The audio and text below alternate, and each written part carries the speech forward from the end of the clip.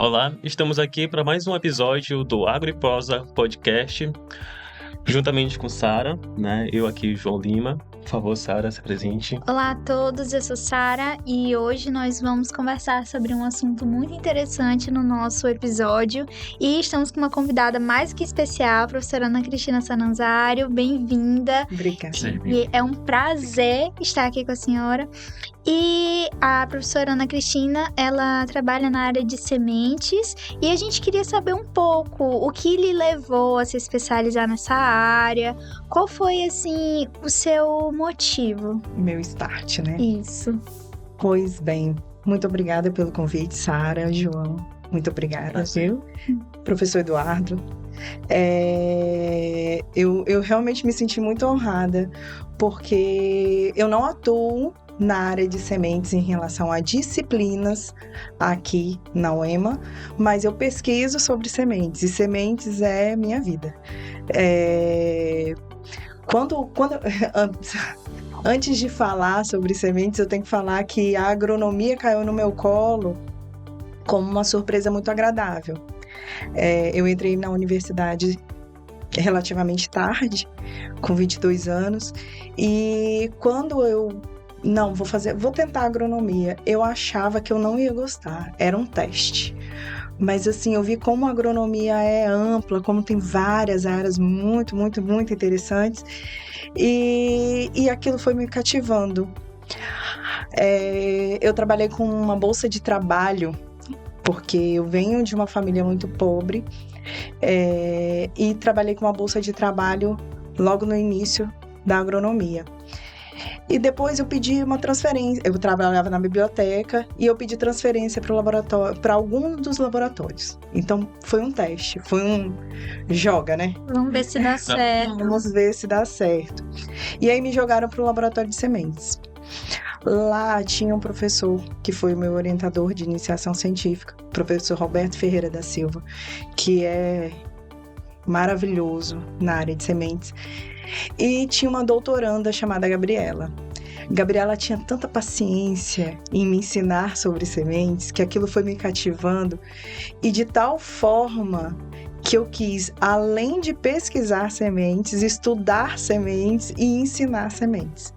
Foi dali que surgiu a vontade de ser pesquisadora na área, de já no segundo, terceiro semestre pensar em fazer mestrado e doutorado na área e permanecer na área como pesquisa. Mas aqui na UEMA, como eu sou do Departamento de Economia Rural, que é o mesmo departamento do professor Eduardo, e eu atuo em duas disciplinas, elaboração de projetos, né, atualmente, elaboração e avaliação de projetos agropecuários e sociologia rural. E sementes a gente dá para poder pincelar dentro dos projetos agropecuários e dentro da sociologia rural, quando a gente fala de comunidades tradicionais, quando a gente fala de sementes como resgate histórico, dá para poder atuar nas disciplinas que eu também atuo, né? Que história interessante, a gente vê aí a importância da atuação prática dentro da universidade, como a gente vai se descobrindo de acordo com o que a gente vai buscando. É por isso que é um curso muito de você se propor, você tem que se propor. Se experimentar. Se experimentar. Né? Tem várias áreas que dá para se experimentar, e eu gosto muito de outras áreas também, algumas eu não gosto tanto, mas a agronomia é muito ampla, né? Então é muito bom isso. Eu acho interessante a questão que você enfatizou a questão da idade que você entrou, né?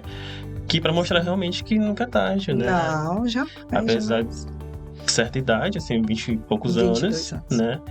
E como isso foi importante para o seu futuro, né? Para o desenrolar dessa história e as descobertas, né? Através do curso de agronomia. Sim.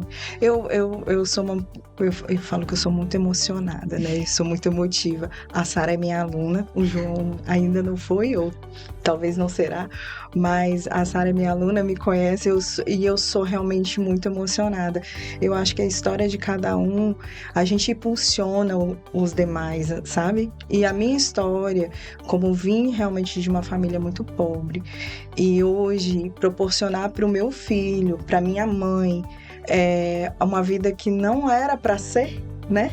Que não era para ser, que não estava fadada a isso. E foi a universidade que me deu isso.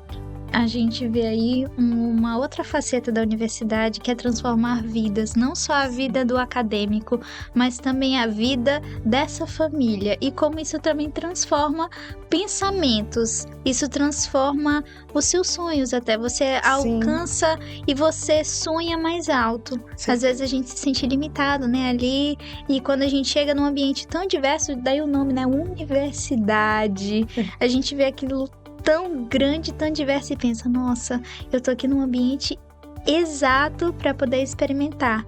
E pegando esse gancho de poder experimentar as coisas e sobre o seu trabalho com sementes, a gente vive em um momento que a produção de alimentos, ela é muito algo básico e necessário, e a agricultura orgânica está crescendo demasiado, e hoje o que mais a gente vê é a questão da agricultura orgânica.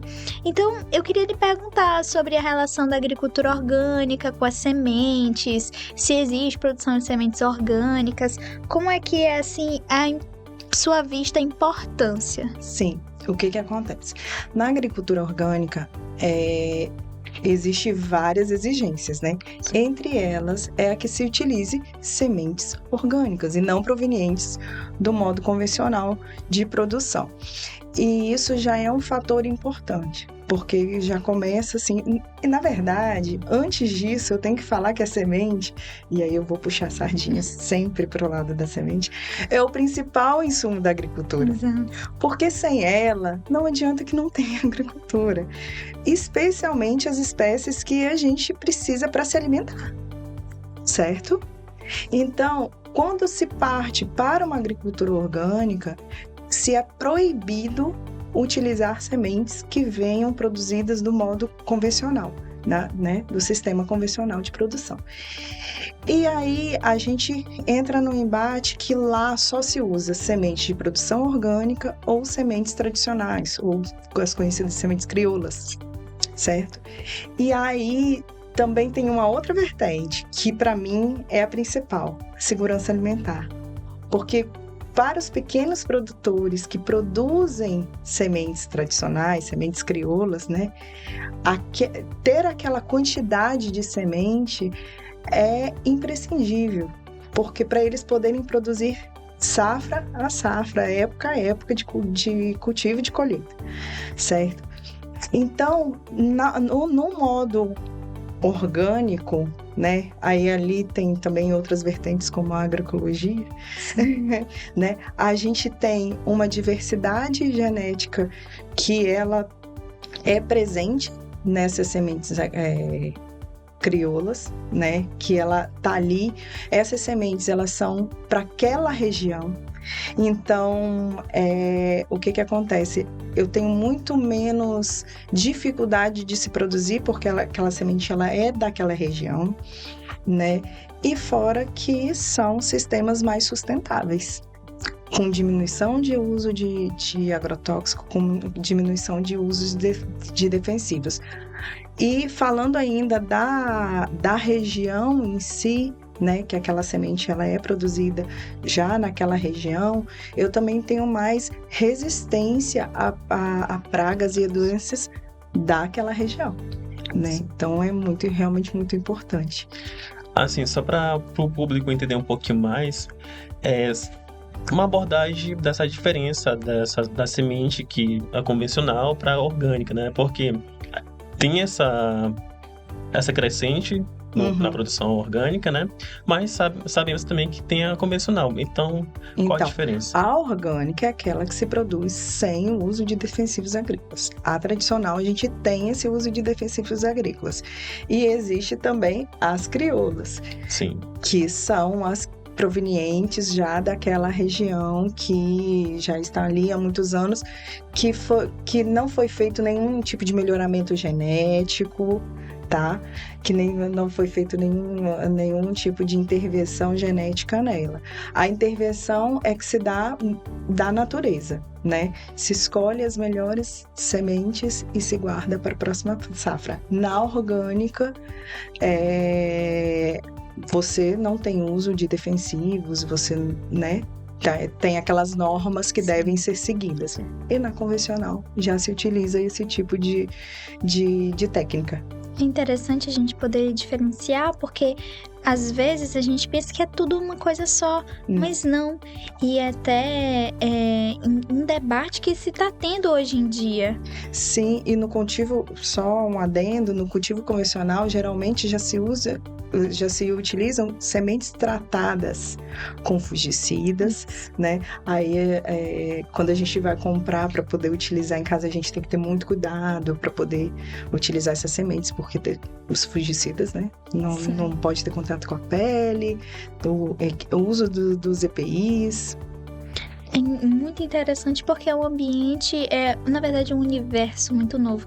E falando sobre esses tipos variados de sementes, assim, como que a gente pode escolher? Tem critérios para determinar se uma semente é boa, se ela... A senhora já falou com relação a elas serem adaptadas a uma região, também serem resistentes a pragas, mas tem outros critérios que a gente pode usar? Independente da escolha do tipo de sementes, o produtor ele sempre quer semente de qualidade. E uma forma de se escolher sementes de qualidade é você comprar sementes de empresas que são idôneas, né? De empresas que são certificadas pelo Ministério da Agricultura. Tá? E aí, geralmente, como é que a gente encontra essas sementes? A gente encontra essas sementes em embalagens próprias. Na própria embalagem vai ter lá porcentagem de germinação, porcentagem de pureza. Essas sementes, elas são certificadas. Se as sementes são certificadas, com elas foram feitos vários testes antes dela chegar na mão do produtor. Então, ela tem uma origem legal, ela tem uma qualidade legal, ela vai ter um vigor muito bom, tá? Que o vigor é o que a gente quer numa semente. Vocês sabem o que é vigor? Vamos voltar lá para a disciplina de produção e tecnologia de sementes? Então, é porque lá no pacotinho da semente vai ter assim, porcentagem de germinação. O que é o teste de germinação? É quando eu levo a semente para condições ótimas, condições ideais, próprias para aquela espécie, próprias para ela, temperatura, umidade, eu tenho tudo legal, né? E aí ela vai ter um máximo de potencial, né? Vai ter uma ótima germinação. Pureza, também falei de pureza, né? Porque uma semente boa é uma semente com elevado grau de pureza. Essa pureza é quando a semente, aquelas sementes que estão ali no pacotinho, ou que estão no saco, elas estão com o mínimo de material inerte, de sementes de outras espécies. Muitas sementes, uma única semente, muitas vezes uma única semente, ela pode anular um lote. Porque é uma semente totalmente imprópria para aquilo ali, né? Vai estar livre de sementes de plantas daninhas, porque na colheita, né? Muitas vezes o produtor ele colhe sementes com as sementes das plantas daninhas.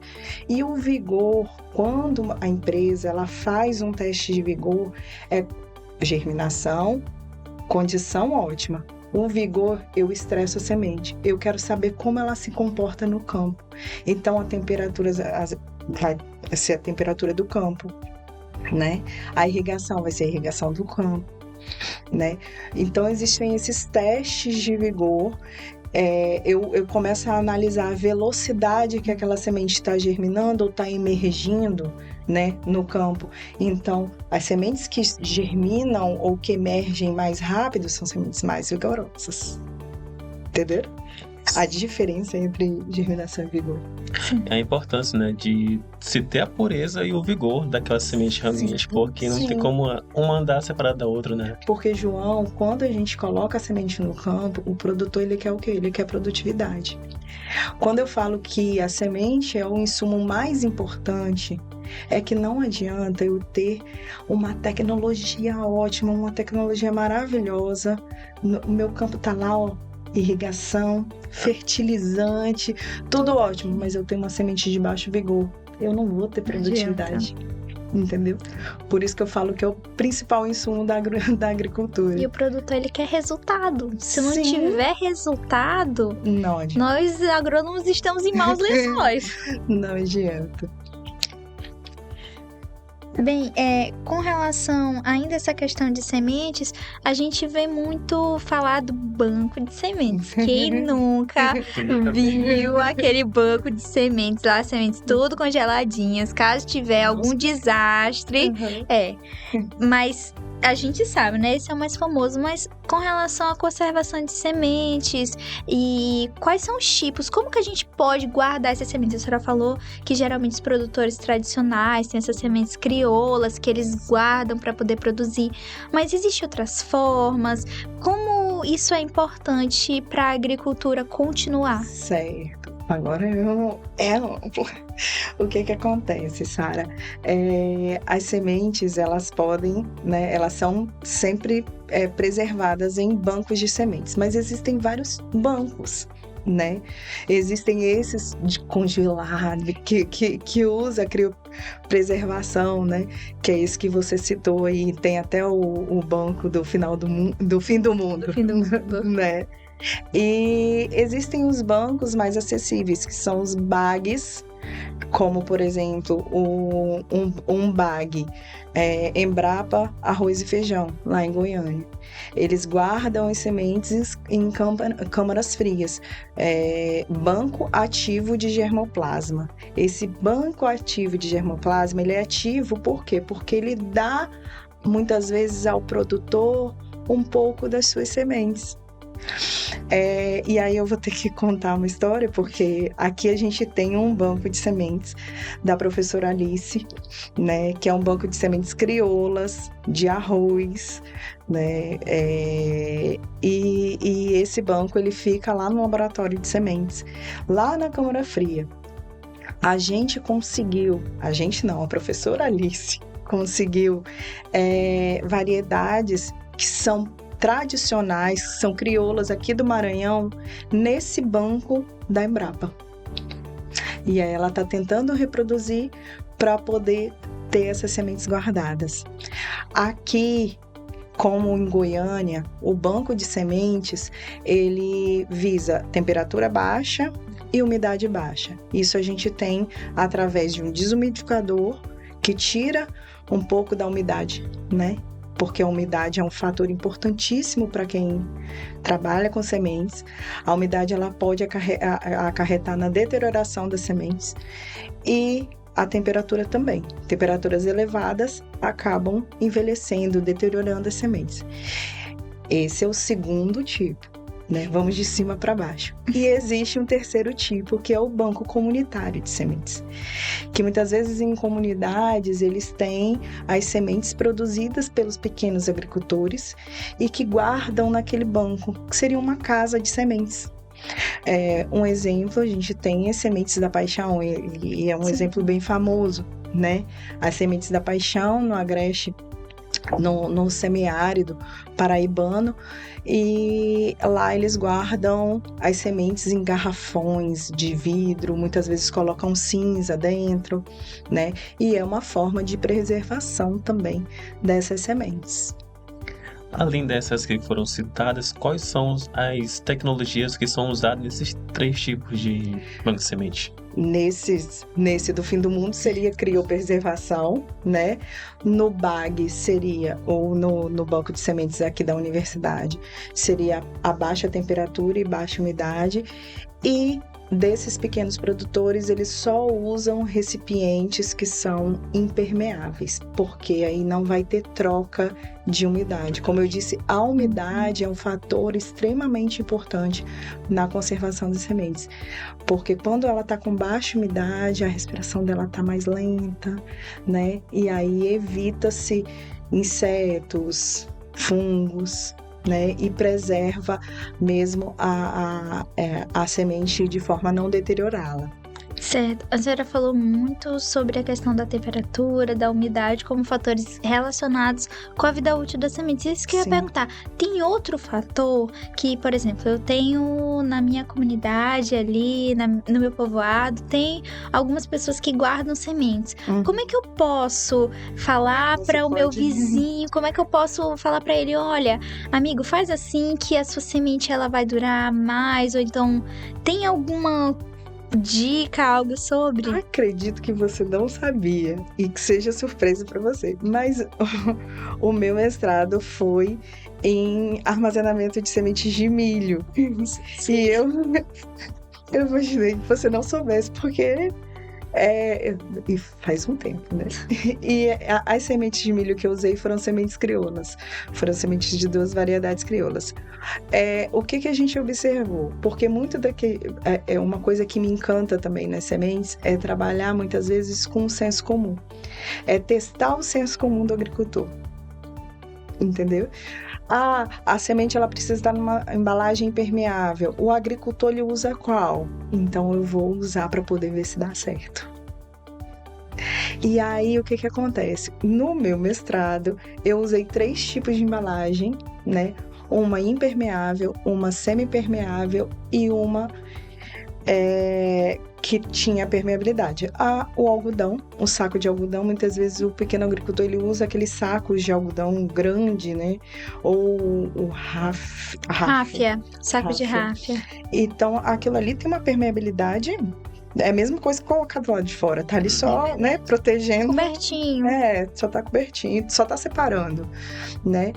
Eu usei caixas de embalagem Tetra Pak, que é tida como semi-impermeável, e usei garrafas PET, que o agricultor também usa muito. Muitas vezes é muito comum. Até pra guardar em casa, às vezes. Sim, eu comprei muito feijão em garrafa PET. E aí, o que acontece? Eu testei essas 3 embalagens. Testei óleos ambientes na cozinha da minha casa. E lá a gente tinha um termômetro, lá da minha república. E testei numa câmara fria. Nós percebemos, ao final do trabalho, depois de 8 meses sendo guardadas essas sementes de milho, que se eu colocasse ela na garrafa PET, na cozinha da minha casa ou na câmara fria, ela permanecia na mesma porcentagem de germinação, vigor, né? Então, assim, era a mesma coisa. Então, o pequeno produtor, ele pode lançar a mão dessas técnicas de garrafa PET, de vidro, né? Desde que seja impermeável. E é uma técnica relativamente simples que a gente já faz, como a senhora falou. Senso comum. Sim. Agora uma dúvida. Foi realmente testar o senso comum para validar. E foi validado. Foi validado. Agora aquela dúvida, né, de quem guarda as coisas na PET em casa. O louro funciona ou ele só é... Eu nunca utilizei louro. Mas, né, olha que é uma ideia. É uma ideia de TCC. É uma ideia, hein? Fica lançada a dica. Quem sabe aí não temos um TCC utilizando louro, ou um trabalho aí, um artigo utilizando louro. E mudando, assim, só para como saber a importância da semente ligada à sustentabilidade e à economia para a sociedade em geral. Como que você vê? Um fato, para mim, não tem como eu não deixar de falar das sementes crioulas, da segurança alimentar que isso gera, porque quando o produtor ele tem posse da própria semente, ele sabe que aquela semente é boa, né? Ele tem confiança naquilo, ele sabe que a produção, né? Se o pequeno produtor ele tiver em mãos um bom insumo, né? Que é o principal insumo, repito aqui, ele vai ter sustentabilidade durante um bom tempo no trabalho dele. Não há necessidade, porque essas sementes certificadas, que vêm de empresas, são sementes caras. Infelizmente, muitas vezes, sementes que o governo dá não é uma boa... Chega no produtor, talvez armazenada de forma errônea, né? Chega ao produtor, não é uma semente vigorosa, não é uma semente com boa germinação, germinabilidade.